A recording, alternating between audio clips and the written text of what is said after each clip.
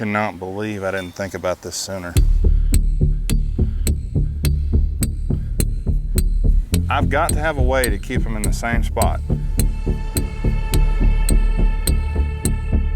For some reason, if they drag him 5 or 10 feet and I show up and pull the trigger, he's gonna be out of focus on at least 2 out of 3 cameras. So I've got to have a way to ensure that whenever he goes to pulling on that pig, he's not gonna move him at all. That's where I've predicted he's gonna be standing when I pull the trigger. So this deal should be a game changer. Drag that, you sucker.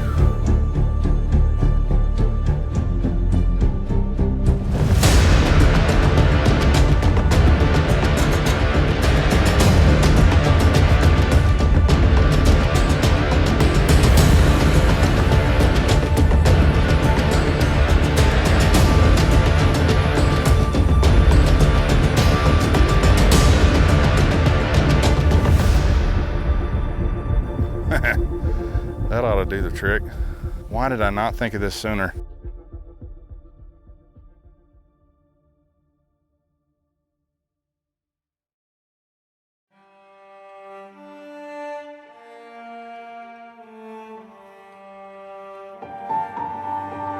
About 4 years ago, I set off on a journey to accomplish a goal, not fully understanding the challenges that lied ahead. The plan sounded simple. Build a bait pile and shoot coyotes in the moonlight on camera. Sounds pretty simple, right? Well, not so fast. You see, these are no ordinary cameras, and the task in front of me would prove to be one of the most technically complicated challenges I've ever attempted in my entire life, and still is to this day. You see, with this plan, there's no room for mistakes, and so far, it's been one after another. One problem begets another, each one pushing the degree of difficulty one step higher. But I'm learning with each mistake, knowing one day it will happen. With this plan, the devil himself is truly in the details. If I get lazy and forget one, he will find me. There's just so much more to it than just putting out a bait pile and throwing a camera up on it. That's like so far from reality of what I'm actually doing. It's hard enough just keeping bait in there, you know, between the buzzards and the coyotes. I think I'm feeding buzzards just about as much or more than I'm feeding coyotes. Good Lord, on one of these bait piles at any given time during the day, there's probably 50 to 100 buzzards. I've even gotten to the point when I build the pile, instead of throwing a pig out and laying him on his side, I've gotten to the point where I actually sit him on his belly. I'll put him upright because it makes them 10 times harder to bust them open. These buzzards, once they get to the point where they can get inside of them, you can forget it. That pile's gonna be gone within a day or two, you know, and what I need, once I get a pile there and the moon's about right, I need to have at least 4 or 5 days worth of bait in that pile where I'm not physically going up there and handling them with my hands. I've got video where I've gone into a set just to pull camera cards and have a coyote going from spot to spot, smelling wherever I walk that day. There's one thing that I've learned that you're not gonna fool 99% of the time is a coyote's nose. Even if I put trash bags on my feet, they can still smell where I've walked on these things. It's amazing how good a sense of smell they've got. But the least amount of interaction and contact that I have with the set, the way better off you are. They'll only put up with so much, especially a full-grown one. A couple of pups you might be able to get away with more, but you get a full-grown one in there that's, you know, got some age on them, they're not stupid. You know, these coyotes, they know when they smell human sin. It doesn't matter how appealing that pig smells to them. If they smell where you've been too much in there, you can forget it. I've learned that the hard way multiple times. Get coyotes in there and they walk everywhere around where you've been except for where you need them to go around the pigs. It's like they're just smelling where you were and they don't like it. We had a lot of guys ask once they watched. The show was called The Fourth Moon, and the reason it was called The Fourth Moon is because it took me literally 4 moon phases to kill one coyote. I managed to get some really great video last time, but I still fell short of what I was really after. Maybe this time will be different. There was a lot of guys that were like, how in the world did you film that? You know, and they couldn't figure out how you could get such clean, up-close moonlight footage of a coyote. You're about to find out. This entire plan was actually born one day watching Nat Geo of all places. The program I was watching featured really cool up-close rare footage of snow leopards in the Himalayan mountains. And some of what I was watching made me wonder how in the world did they ever film that? I knew it wasn't an ordinary game camera, it just couldn't be. It had to be some kind of special technology. Well, that's when I learned about a unique system called a remote camera trap. These traps are designed to deploy high-end 4K cameras remotely for extended periods of time and function just like a game camera, only with real high-quality video. But they're way more complex with lots of details. Focus is, that's probably the trickiest part of the whole deal, because it's fairly narrow depth of field at this range. That should be pretty close. Pretty close to where they should be standing when they go up to it. That's the plan anyway. I have to predict within 3 to 4 feet of where I think a coyote will stand. If I guess wrong, that shot is ruined for that camera. Alright, that one's set. The coyote has to stand exactly where I pre-focus, because autofocus will not work under these low light conditions. Trust me, I've tried. Even with the camera set on face detection, it's not good enough. So I literally have to pick a specific pig out of the group I think he'll choose to eat first to focus on. What I've learned over the past 4 years is they always tend to pick the furthest pig downwind, and that's primarily because they always approach the bait from the downwind side, never from the upwind. They always go into it from downwind. So I've learned that's where I need to focus. Whatever my predominant wind will be for that day, I'll always focus on the furthest pig downwind. Another thing too, you gotta make sure that some of these like real flimsy pieces of grass and stuff aren't sitting in front of the trigger, because you'll end up getting a bunch of false triggers if you're not careful. Kind of goes back to the devil's in the details. I don't like having to walk around and touch stuff, but this is the time to do this. There's so many different things like this you'd never think about till you learn the hard way. Get one little tiny piece of grass blowing the wrong way in front of a trigger, and guess what? All your camera cards are full when the coyote finally decides to show up. And that's actually happened more than once, but I'm working on a fix for that problem as we speak. I like to set these in such a way they're all not looking the same direction. Again, focus is with the wind where it's at. I'm predicting that they're going to hit that last pig, the one that's furthest from this camera. I think that'll probably work. All right, camera number 2, done. All right, that looks good to me. Now we wait. The first few nights are always the test phase. The moon's not quite right, but it's enough to show me who all's hitting the pile and from where. And believe it or not, it usually takes at least a couple of nights for all my scent to dissipate enough for a coyote to even put up with it. You don't really think about it at the time, but you put a ton of scent in there just making the pile. Well, it looks like I picked the right pig to focus on, but let's see if my scent is still too strong for this guy to put up with.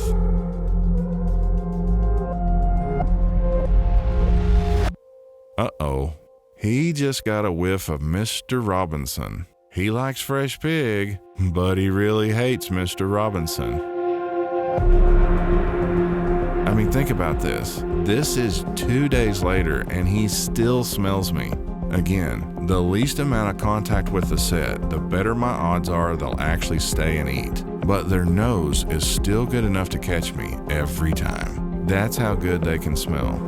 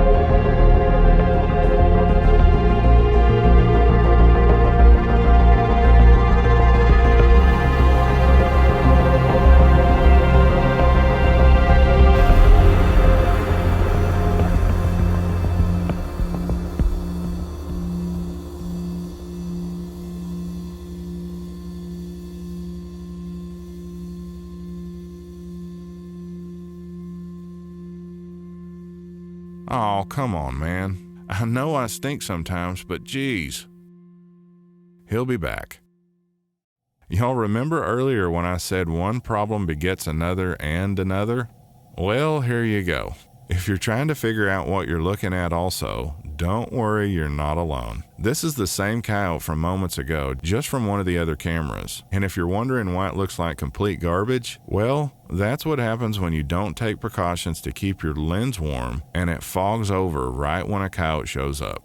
I mean, seriously, is there anything else that we can possibly have go wrong? And you'd think after long enough I'd have this down to a science. But every time it seems like the devil rears his ugly head. Quite honestly, I was lucky the camera on the right stayed clear. That was sheer luck in itself, but the other two were just totally fogged over. The footage was trash, and quite frankly, it really sucked. But I've come up with a great solution to fix that problem for down the road where it never happens again. I don't guess I really actually explained what my actual plan is. And once I do, hopefully you'll better understand what I'm really after. Over the past 4 years, I feel like I've cracked the code of getting these coyotes on camera to a fairly high consistency. Short of a few hiccups like lenses fogging over and small details like that, for the most part the process itself is sound. At least I feel it is. Where I truly feel like I've failed is getting that over-the-top kill on my camera traps when they're all running, the moon is big, bright, and full like you see here, and just smashing one with a 243. Frankly, I just want to bust one's ass in front of these cameras when it looks like this. I want one to faceplant into those pigs from the shock of a projectile hitting him at 3,900 foot per second when it looks just like this. That's my goal. And thus far, it seems like one little annoying thing after another has just kept me from reaching it. It's driving me crazy.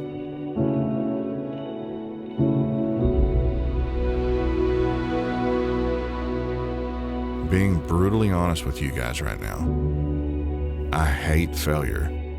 Actually, I despise it. And this challenge has tested my patience and resolve more than anything I've ever attempted in my entire life. At times, it's pushed me beyond my breaking point. But if there's one thing you can count on, like the sun coming up every morning, I'm not giving up till I do what I set out to do.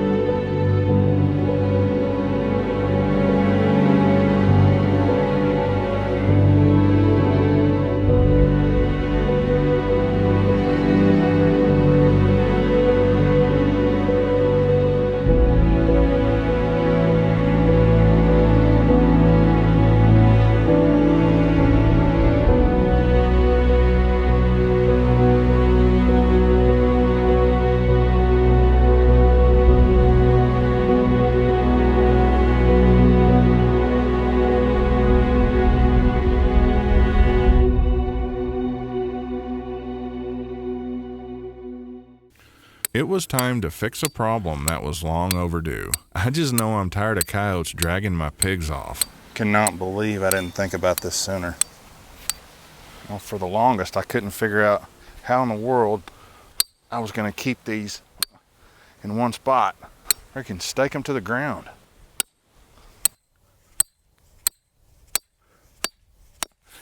Drag that, you big nasty sucker.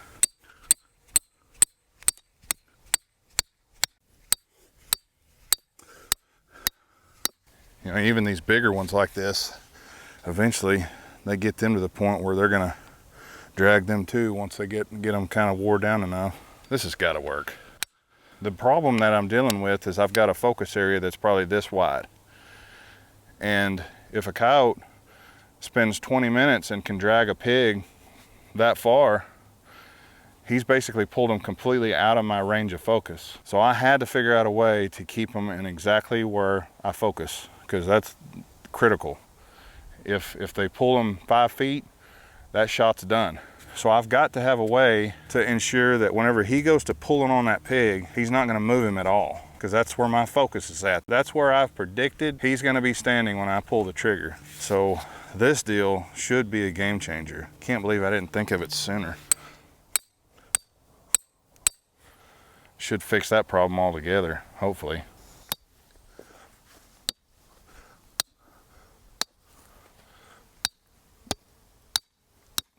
That ought to do the trick.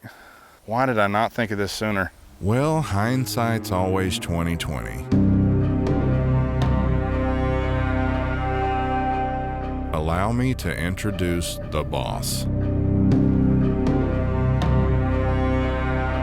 This is without question one of the most unique coyotes I've ever seen. You can tell from his jacked up ear he's an old fighter. I'd bet he's probably been in a few scraps in his day. And from the moment I saw him, I knew he's the one I'm after.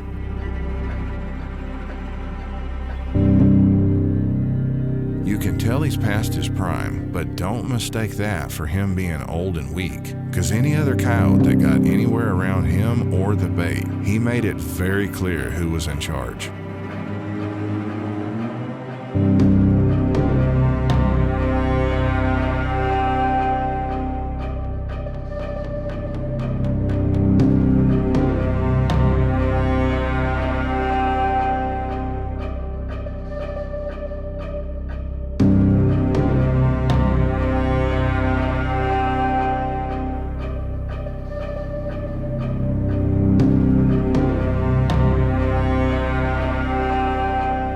The thing that really sucks is I was actually here at the set trying to kill one only 30 minutes prior to him showing up. I missed him by 30 minutes. But the thing is, the reason I left is because the wind was so light, it kept swirling and drifting towards my pile. I had to make a decision to sacrifice actually killing one just to get any footage at all in case one did hit it. And if I'd have been sitting there when he showed up, as bad as the wind drift was, none of this footage may have ever happened.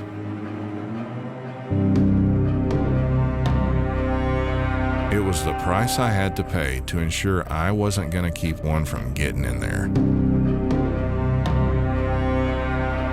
And I'm glad I did.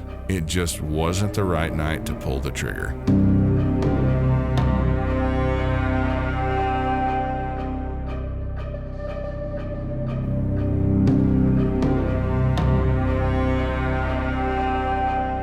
I've learned over the past 4 years, you're better off not trying to force it when you just don't have a consistent wind. A coyote this mature will not allow you to get away with it.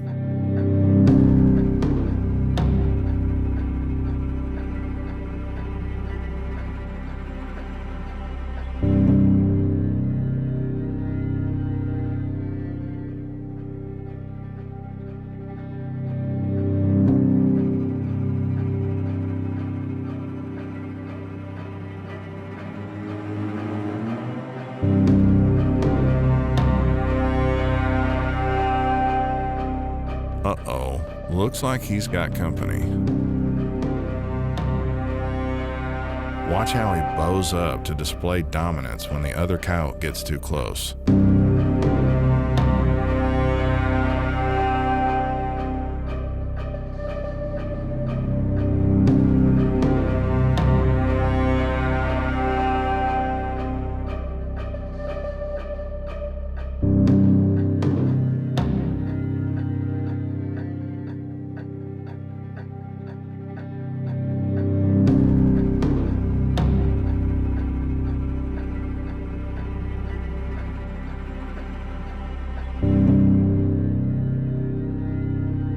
he's saying to that other coyote, you want a piece of this? Come get it, big boy. We'll see how big you are. If I was that coyote, I don't think I'd want a piece of that either.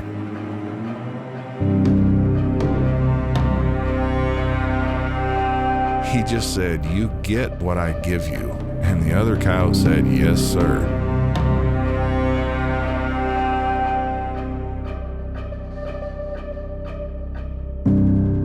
I'm coming for you, old nasty.